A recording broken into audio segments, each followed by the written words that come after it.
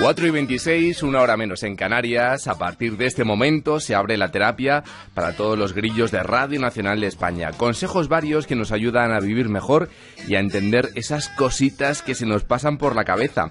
El asunto que hoy nos ocupa se puede llegar a convertir en un auténtico problema para quien lo sufre.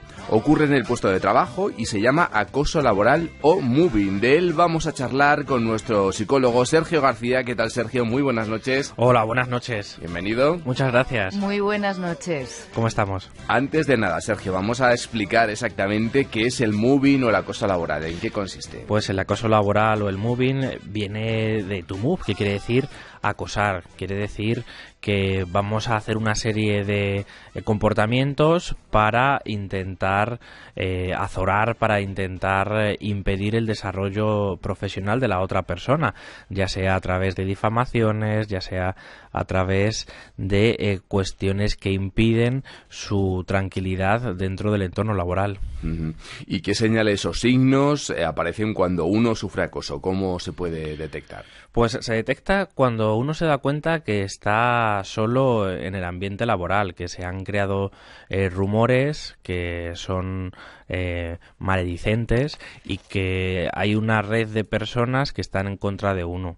También uno puede detectar que está sufriendo el acoso cuando continuamente tiene proyectos o tiene ideas y son echados atrás por parte de los jefes y no tienen una motivación clara, sino que parece como que hubiese un desafecto entre ese empleado y el resto de la organización empresarial.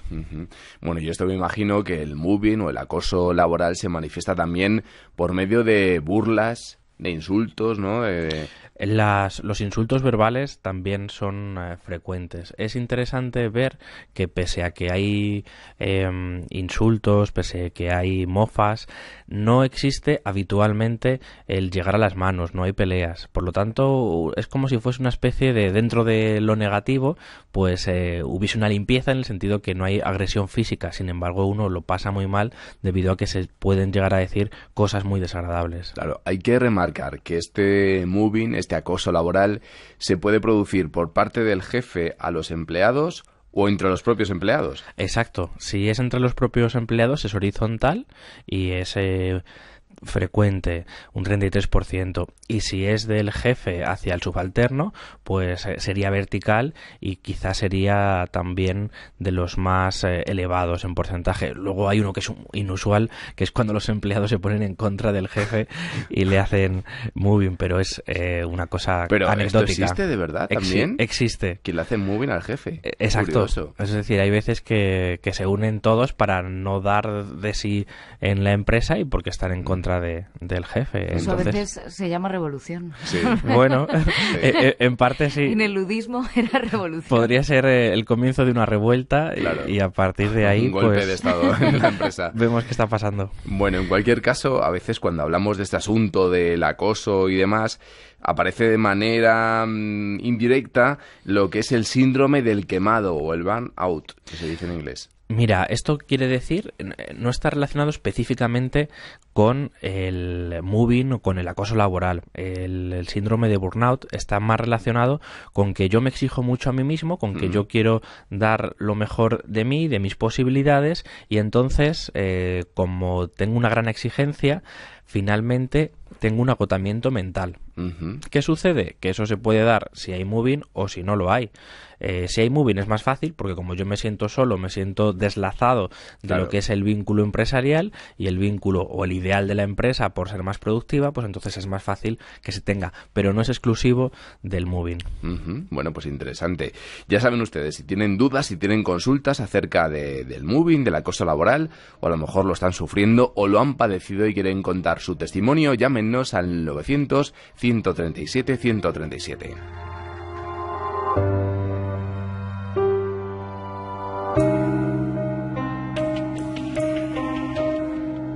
Y Sergio, ¿en qué tipo de organizaciones o de estructuras empresariales se producen con mayor frecuencia estos casos de acoso laboral?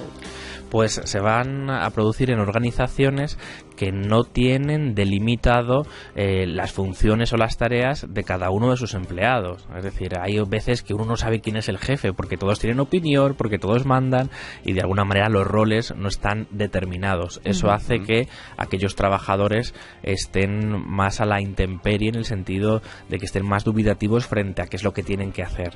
Por otra parte, cuando no hay un departamento de recursos humanos, también es más fácil que uno pueda estar más solo y por lo tanto se pueda generar un mayor acoso laboral y uno quede en soledad.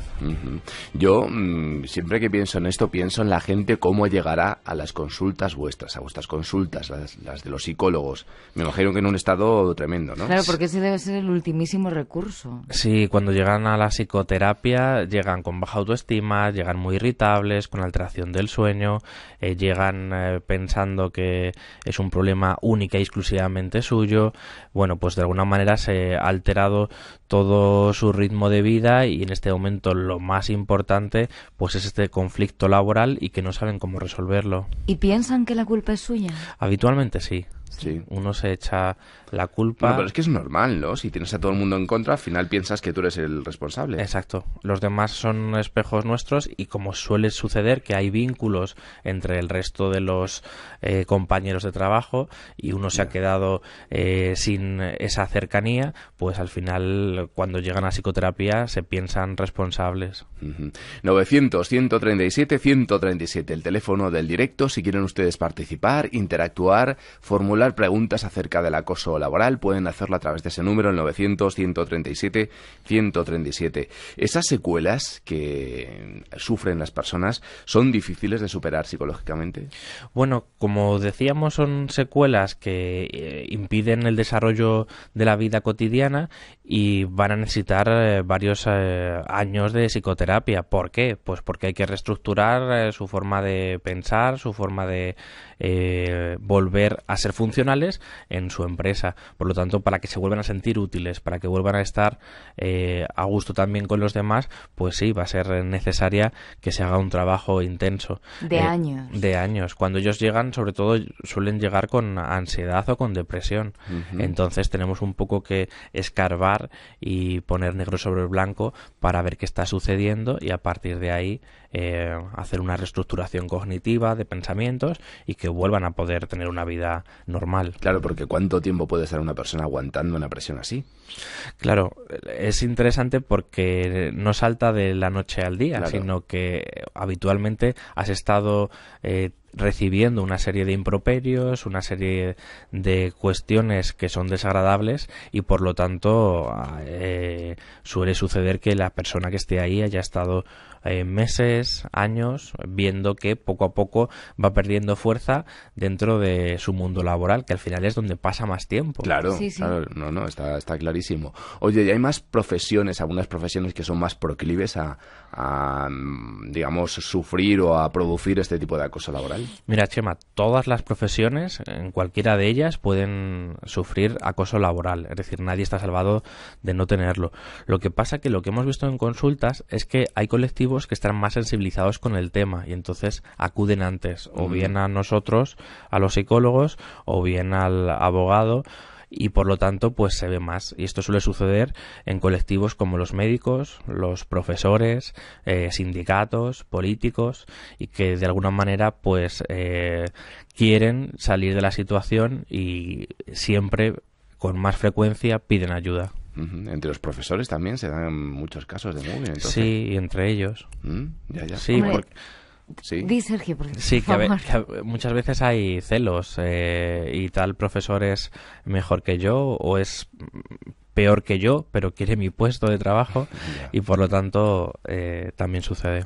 Claro, era lo que te iba a decir, si está relacionado con la competitividad, con las inseguridades, porque realmente estaba intentando establecer algún tipo de paralelismo con el acoso escolar, si es que existe, que no sé si existe, pero claro, esto es ir a la autoestima de la persona en lo profesional, que es con lo que se gana la vida, claro, con una de las etiquetas que configuran su personalidad y su identidad. Exacto. Cuando eso sucede, por eso quedan tan mermados. Entonces, en ocasiones tiene que ver con celos y con envidias y otras veces no. Lo que sucede es que las personas tenemos una red significante. ¿Y esto qué quiere decir?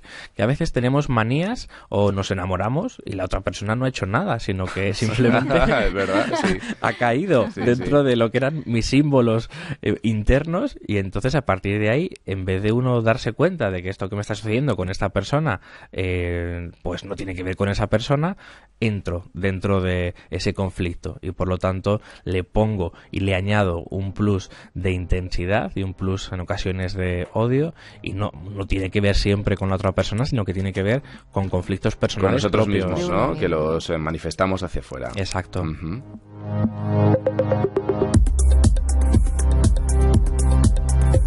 Recuerden, 900-137-137. Vamos con José, que está en Sevilla. Hola, José, ¿qué tal? Buenas noches. Buenas noches. Cuéntanos, José. Pues mira, yo tuve un familiar muy directo sufriendo casi durante 2 años problemas de acoso después de que esta persona es una trabajadora de la Universidad de Sevilla con casi 40 años de servicio, y está muy claro lo que le pasa a una persona acosada y todo lo que sufre, pero lo que para mí está menos claro es cómo se puede defender esta persona, y lo digo en relación a que concretamente la Universidad de Sevilla, la unidad de prevención de riesgos, cuando se le plantea el problema, empieza a mirar para otro lado, intentando no recibir el tema como un acoso, porque parece que plantea una serie de protocolos que no son, que les crea muchos problemas, ¿no? Estoy hablando de un acoso competencial, no sexual, no hay ningún tipo de ese tipo de problemas de sentimentales en ese sentido, sino meramente profesionales, de acosar a una persona, intentar hacer expedientes disciplinarios, acusarla de falta al trabajo, de abandono del trabajo, de falta de respeto y desobediencia a los jefes, y se mantiene durante 2 años, como digo, estas circunstancias, ¿no? Caramba. Se ponen los mandos intermedios concretamente en contra, y cuando planteamos un asesoramiento jurídico, pues lo que nos plantea la abogada en este sentido es que estos son casos muy difíciles de demostrar.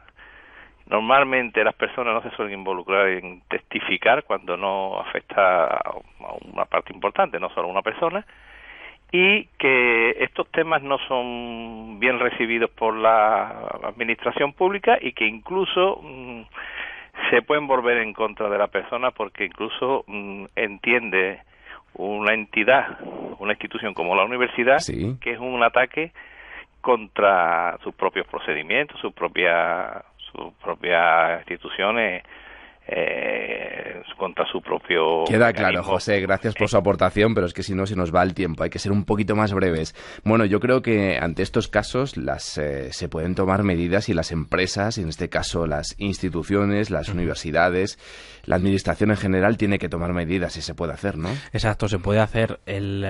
La legislación ampara a la víctima, y habitualmente el Departamento de Recursos Humanos o de Prevención de Riesgos Laborales pues tiene que tomar medidas poniendo a un árbitro que haga una mediación en ese conflicto y pueda aplicar una resolución del conflicto para ver cómo solucionarlo. Es en ocasiones complicado y puede suceder que miren hacia otro lado, entonces va a ser donde... ¿Qué hay que hacer entonces? Bueno, pues el abogado habitualmente lo que recomienda es que todo aquello que uno está diciendo lo pueda demostrar. Los testigos es muy complicado porque evidentemente se pone en juego su trabajo, pero tenemos que en ese momento que se tienen que grabar conversaciones, se tiene que poder demostrar que todo aquello que yo estoy diciendo está sucediendo en la realidad. ¿Y esto luego lo admite un juez? Y después esto, con el asesoramiento del abogado, puede que lo admita o puede que no lo admita, pero el abogado va a ser el que te diga exactamente qué es lo que tienes que hacer. Bueno, interesante. Vamos a Alicante con Faustino. Hola, Faustino, ¿qué tal? Buenas noches. Buenas noches. Mire, a mí me pasó un caso en el 2009. Me votaron de delegado de los trabajadores, ¿no? Y entonces pues yo tenía que ir a favor de ellos y también a ayudar a la empresa. Tenía que ser un término justo, ¿no? Entonces, ¿qué me pasó? Que la empresa me tomó mucha manía, porque me tomó manía y hasta me puso los trabajadores en contra, los compañeros, y lo pasé muy mal, y aún lo estoy pasando muy mal. Yo estoy retirado ya, pero yo tengo una ansiedad y un nerviosismo que no... ¿Y de qué manera hizo todo eso la empresa, Faustino? ¿De qué manera hizo todo eso la empresa? ¿De qué manera? Sí. Pues vamos a ver, porque la empresa también se metió en unos préstamos grandes, sí, en un préstamo grande, y entonces pues todo ya nos ponía, no podía pagar las cosas, ellos se compraron, vivían más alto de sus posibilidades. Sí. No me explico muy bien porque estoy un poco nervioso. Tranquilo, Faustino. Y entonces, sí. ¿Qué pasó? Que ya hasta nos ponían las horas, el tiempo que teníamos que estar en los aseos, nos hacían reuniones, nos cerraban las puertas en pleno... Cuando había una reunión nos cerró en una ocasión la sala donde estábamos haciendo la reunión, y hacía un calor de casi 40 grados, Y luego lo último que me hizo es un cuñado suyo, ponerme un lazo de horca, y me dijo, mira esto, Faustino, esto es para ti. Madre mía de mi vida, qué extremos se llegan a veces, Sergio. Es muy grave lo que nos acaba de contar Faustino. Entonces, evidentemente hay que tomar medidas, y ya no roza única y exclusivamente el hostigamiento, sino que va con una cuestión de una amenaza importante. Claro, sí, desde luego, amenaza de muerte. Claro, sí. Entonces evidentemente hay que tomar medidas para que no vuelva a suceder. Vamos con brevedad, eso sí, se la voy a pedir a Taina, que nos llama desde Valencia. Hola, Taina, ¿qué tal? Buenas noches. Hola, buenas noches. Cuéntenos. Bueno, pues mirar, yo trabajaba en un centro de salud mental y era administrativo, pero tenía funciones de superior categoría, hacía un poco, gestionaba todo, ¿no? Entonces, al llegar una jefa nueva, pues bueno, entró a acoso y derribo. Pero esto hace 20 años, yo no conocía ni la palabra moving en aquel entonces. Y mi compañera, que había ascendido también de una forma, había pasado de telefonista a ser administrativo, estaba queriendo coger mi puesto, ¿no? Y tuve acoso por parte de, lateral y vertical, ¿no? Caramba. Y al final, bueno, me hicieron el vacío, me relegaron a que no hacía tareas ni nada, me iban quitando cada vez más trabajo. Y bueno, me llamaba por teléfono a mi casa, era una cosa, bueno... ¿Y cómo lo superó? ¿Cómo lo superó, Taina? Que para mí es tremendo que profesionales de la salud mental tengan tan poca sensibilidad y hagan esto, ¿no? Sin duda ninguna. Es que entre los profesionales de la salud mental también nos suceden las envidias, los celos, y es interesante ver cómo había una alianza. En ocasiones también hay alianzas, sí, porque de manera lateral, es decir, compañeros piensan que el jefe quiere echar a esa persona o que no se lleva bien, y por lo tanto entran en una connivencia, que en ocasiones no tiene ni por qué ser pactada de manera manifiesta, sino simplemente... Espontáneamente uno piensa, al jefe no le cae bien esta persona, la quiere echar por el motivo que sea, y entonces de repente los compañeros entran en enlace, entran en esa idea, y a partir de ahí se desarrolla el moving. Oye, ¿y hay perfil de los acosados laboralmente y de los acosadores? Mira, las personas que acosan suelen ser personas que son menos empáticas y que de alguna forma tienen un narcisismo determinado.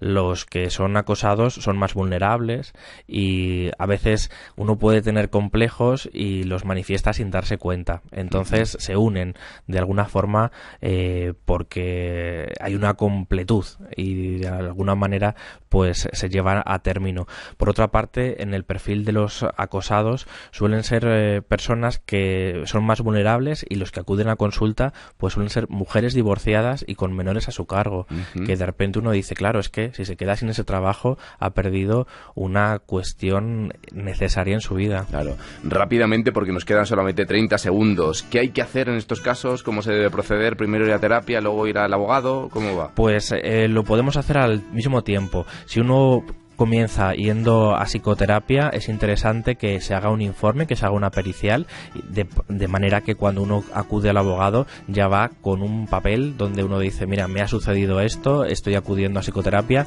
me encuentro mejor y yo puedo avalar que esto está sucediendo. A partir de ahí se pone en manos del abogado del derecho para poder mejorar. Fenomenal, pues ahí quedan esos consejos sobre el moving, el acoso laboral. Sergio García, nuestro psicólogo aquí en El Canto del Grillo, gracias. Gracias a vosotros. Hasta dentro de 15 días. Buenas noches. Claro Chao. que sí.